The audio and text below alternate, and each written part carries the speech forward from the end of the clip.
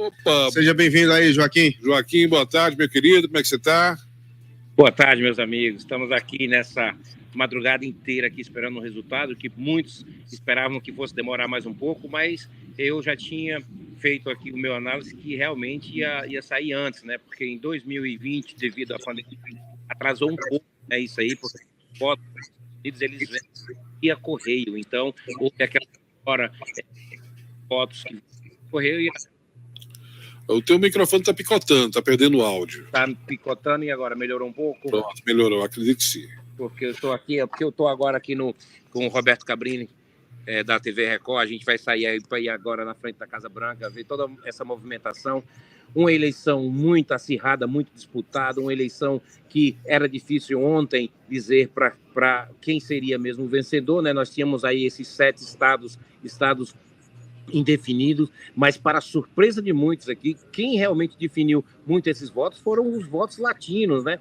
Eu estava acompanhando algumas reportagens aí de pessoas que assustavam muito ao dizer que uma das promessas do Donald Trump é quando assumisse aqui ia fazer uma deportação em massa, mas olha, números não enganam, porque desde o governo Clinton até hoje o governo Biden aí, quem mais deportou ilegais aqui foi o governo democrata, na pessoa do Bill Clinton, do Obama e do Joe Biden.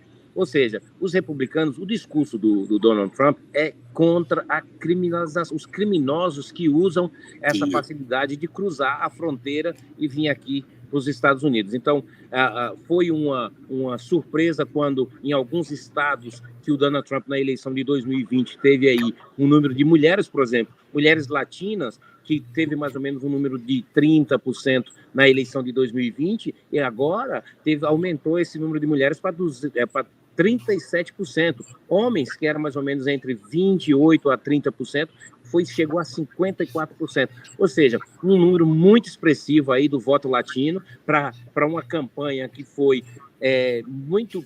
Ele bateu muito martelo sobre essa questão de imigração. Os democratas usaram isso, esse discurso dele contra ele, né, dizendo para o imigrante que, olha, que vocês vão ser prejudicados. No entanto, essa fala não colou para os imigrantes, tanto que o número de votos do Donald Trump aumentou bastante. Ô, Joaquim, em 2020, eu me lembro que durante a campanha, Kamala Harris, que era vice-presidente de Joe Biden, ela prometia que os imigrantes teriam vez e voz nos Estados Unidos. Mas depois da eleição, foi ao contrário, né? Teve mais prisões de imigrantes ilegais nos Estados Unidos com os democratas do que durante o período de Donald Trump, né? Então, ontem eu conversando aqui com um membro do governo, que ele faz parte da minoria, no caso, né, é uma pessoa negra, e aí eu conversando com ele, para quem ele ia votar, ele falou, olha, eu não gostaria de não votar para nenhum dos dois, mas eu vou votar no Trump. Eu vou votar no Trump porque a Kamala Harris está no governo aí há 4 anos e agora ela está prometendo fazer coisas. Por que ela não fez agora durante esses 4 anos? Então, assim, é um discurso que ele, segundo ele, não acreditava e acredita agora que o Trump seria a melhor opção e realmente deu aí o republicano Donald Trump, né? E outra coisa, uma eleição aí que eu acredito que vocês estão acompanhando e vendo, que é uma eleição que entrou para a história, né? Entrou para a história por quê? Foi aí, novamente, uma mulher que disputou a Casa Branca, não chegou, mas o Donald Trump, ele entrou para a história agora sendo o segundo ex-presidente a concorrer depois de 4 anos fora e ganhar. Esse feito só aconteceu em 1883 com o Grover Cleveland, que foi prefeito de Buffalo, Nova York, foi governador de Nova York, e ele fez esse feito e foi reeleito, e agora o Trump conseguiu fazer isso novamente. E sem falar que ele, né, o Donald Trump foi o único candidato que disputou com 2 mulheres, né, com a Hillary Clinton em 2016 e ganhou, e agora com a Kamala Harris e também ganhou. Ou seja, né, as mulheres com o Trump estão sempre em problemas, viu? Olha, me diz uma coisa, eu sei que muita coisa vai mudar a partir de então, tá? Mas deve existir uma expectativa por parte aí do povo americano. Você pode passar essa impressão para a gente? O que é que se imagina que vai mudar de imediato com a volta de Trump aí da Olha, presidência? eu acredito a economia. A economia de cara já vai dar aquele boom. Pessoas que estavam desacreditadas, principalmente a área empresarial aqui americana, né, que sempre com o governo Biden teve muita dificuldade. O americano, sim, o próprio latino, né, que é o trabalho braçal, podemos dizer assim, né, quem faz limpeza de casa, quem corta grama, quem limpa neve aqui, que trabalha na construção civil. Então, isso aí eu acredito que vai voltar, vai ser um impacto já. Você já começa a ver aí muitas. A Bolsa de Valores hoje, a gente já vai ver no final da tarde aí uma diferença que vai dar. Por quê? Porque esse é um momento agora que o mundo inteiro estava com os olhos voltados aqui para os Estados Unidos. O Donald Trump, por ser um empresário, né, durante os seus 4 anos, que foi de 2017 a 2020 aí que ele fez o governo, o americano tinha sim o dinheiro no bolso, podemos dizer, né?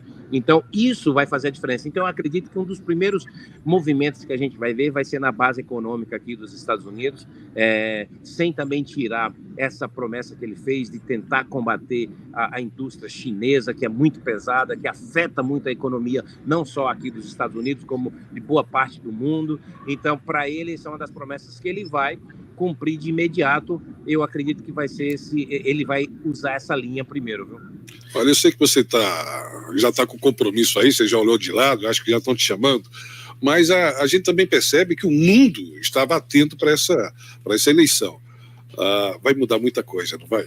Vai mudar muita coisa. A gente vê que em alguns países, como são aqui nos Estados Unidos, agora volta novamente um governo de direita. Nós temos aí, do lado do Brasil, a Argentina, temos aí outros governos que...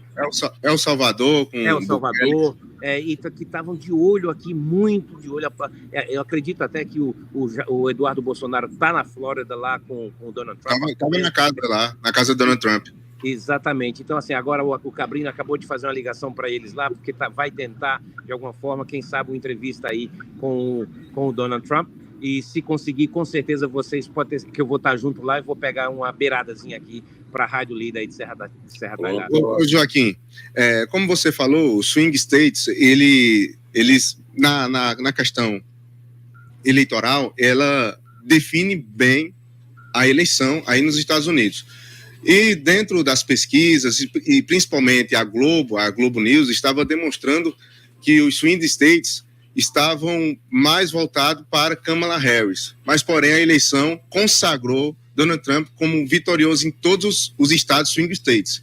O que é que você tem a dizer sobre este plano de fundo que a Globo noticiou aqui para o Brasil? Olha, é aquilo que eu tinha comentado antes aqui um pouco.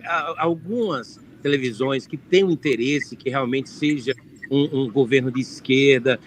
Eu digo até assim, eu tenho a ousadia de dizer que é por interesses até não políticos, mas sim interesses financeiros, né? E aí você vê que isso tudo que noticiaram não foram verdade. Eu vi aí uma comentarista aí da Globo News falando sobre... E agora, o Donald Trump, que foi indiciado, como fica o caso dele? Aí eu volto a pergunta para ela, eu digo, e no Brasil, que o presidente atual já foi também até preso. Então, assim, são coisas que, lógico que a justiça que vai determinar, né? Mas o povo queria uma mudança nos Estados Unidos. Esses 7 estados, que eram os estados que iam decidir como realmente decidiram essa eleição, né, que a gente já sabia que os outros, qual era o caminho que eles iam tomar, a votação, como aqui o estado que eu moro, que é o estado de Maryland, sempre é um estado que vai com os democratas, Nova York vai sim com os democratas, a Califórnia também, mas esses outros, tanto que na Pensilvânia, que era um estado-chave, né, para essa eleição, a gente viu que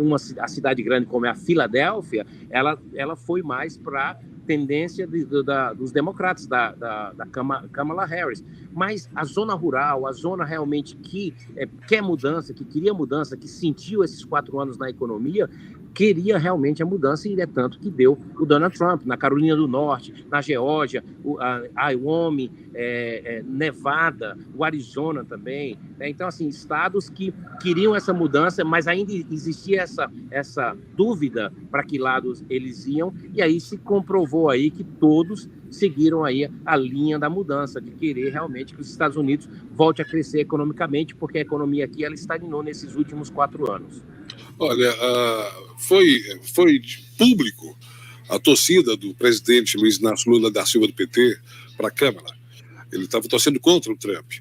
Como é que você entende, como é que vai ficar, na sua análise, como é que fica a relação Estados Unidos-Brasil com a vitória de Trump de direita com esse governo de esquerda que a gente está tendo aqui? Olha, o presidente aí brasileiro, Luiz Inácio Lula da Silva, queria muito a vitória para seguir essa linha esquerdista, essa linha de quando um ministro aí da Suprema Corte brasileira toma algumas decisões aí que não vão com os valores americanos, né? Essa coisa de você, como jornalista, você ter um direito de expressar a sua opinião e não ter nenhum problema, e aí você vê que a perseguição que está existindo aí no Brasil, isso agora vai mudar um pouco, porque tanto agora a gente está vendo que o Congresso americano, tanto com os senadores e os deputados, também pode ser que haja uma mudança, que o Trump tenha a força tanto no Senado quanto na Câmara dos Deputados aqui.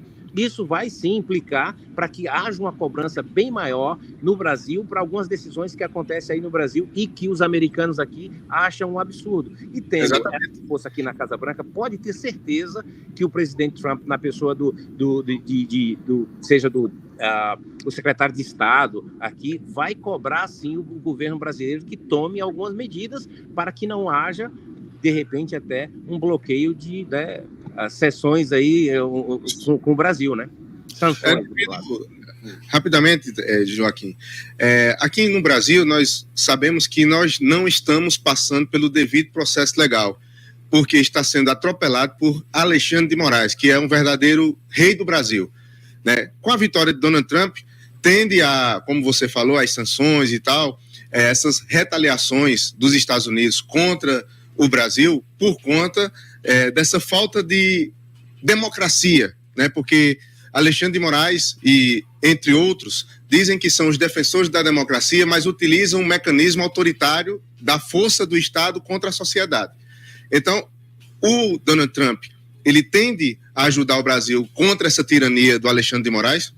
Sem dúvida, né? É uma coisa que você vê a aproximação do Donald Trump com a família Bolsonaro, você vê aí que uma pessoa que apoiou muito a candidatura dele, que foi o Elon Musk, né, que apostou não só na vitória, mas colocou dinheiro, né? Ele fez uma coisa na Pensilvânia que tentaram parar, que ele estava dando $1 milhão aí para pessoas que, quer dizer, um absurdo, você saber que você vai ganhar 5,5 milhões aí de reais, né, para declarar um apoio aí a um presidente, e o que aconteceu na Pensilvânia.